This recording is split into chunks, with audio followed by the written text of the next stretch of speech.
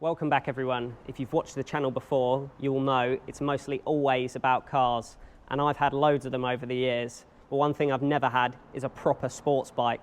So now that I've passed my full Category A motorbike licence, I wanted to go out and get something I've always wanted.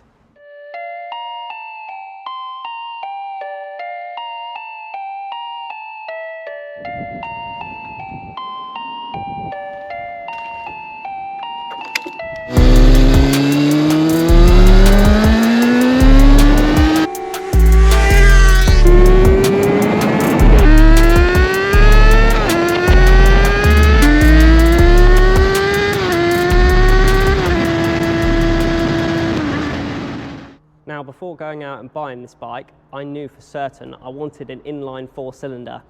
After riding a few single cylinders and a few larger V-twins, there was nothing that compared to the sound and the character of an inline-four cylinder.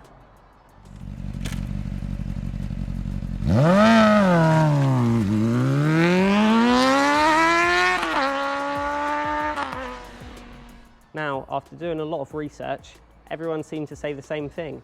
Don't buy an old sports bike. They're unforgiving, they're uncomfortable, they're too fast, they're not beginner friendly. Now obviously I ignored all of that because I wanted the quickest bike that I could get for the most little amount of money. Now I know saying that out loud does seem ridiculous, but we've done it now.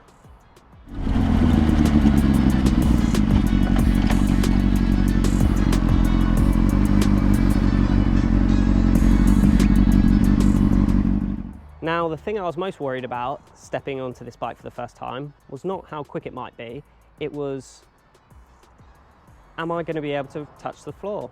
See, I'm quite short, at 5'6", and I can barely tiptoe this bike from side to side.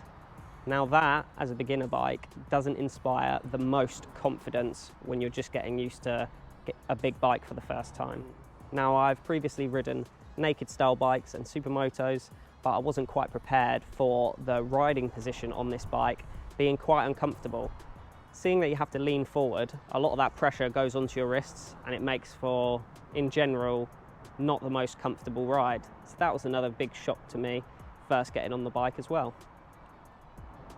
And for my first few rides of this bike, I was genuinely unsure on if it was something I was going to be able to keep due to the height of it, the weight of it, the riding position, as it was quite uncomfortable, and being a novice rider, it was quite a hurdle to overcome getting comfortable on this bike.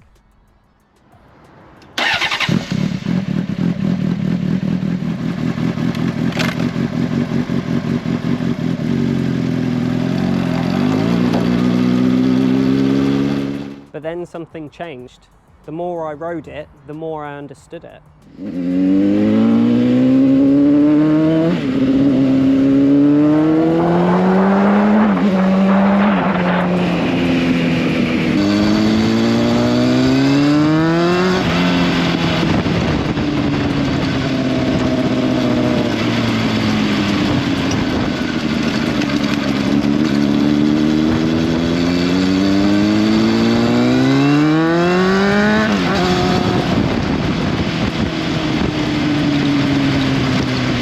This bike completely changed my perception of speed and acceleration. On paper, this thing can accelerate faster than some supercars. Right, if you're ready guys, let's give her a blast up the road, see what she can do.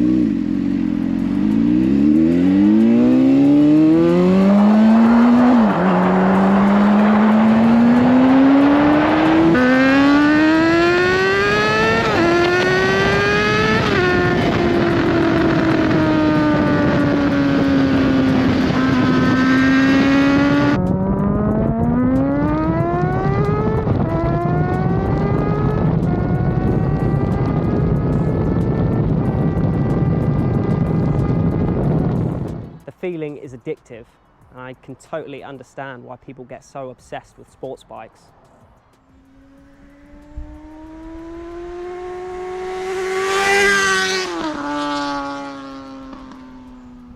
Then there's the sound. Now this bike has an aftermarket exhaust. and it is loud, very loud.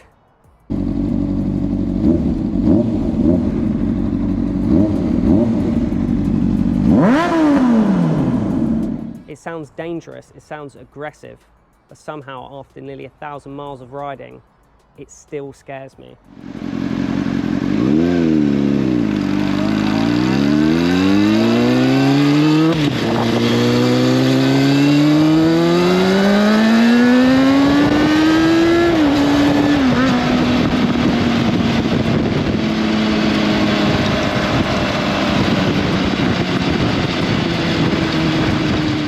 Honestly, that's exactly why I love it.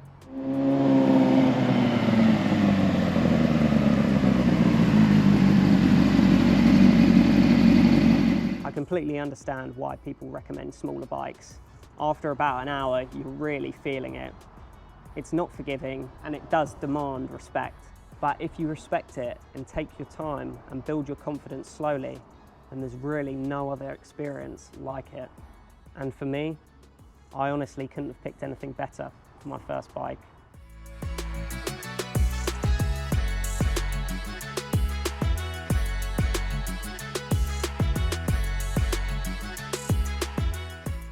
This is only the beginning. I'm still a complete novice and I've got lots to learn, but I've also got a few friends who have recently passed, so hopefully we'll get out on some group rides together if you'd like to follow back for that. If you've made it this far, thank you so much for watching, and I'd love to know what you'd like to see next from this new bike series, as it's completely new territory for me. And if you've owned one of these bikes, let me know your experience down below. And if you're a car enthusiast who's thinking about getting into bikes, I hope this has given you an honest perspective of what it's like. And if you've enjoyed the video, don't forget to give it a like and subscribe, and we'll see you in the next one.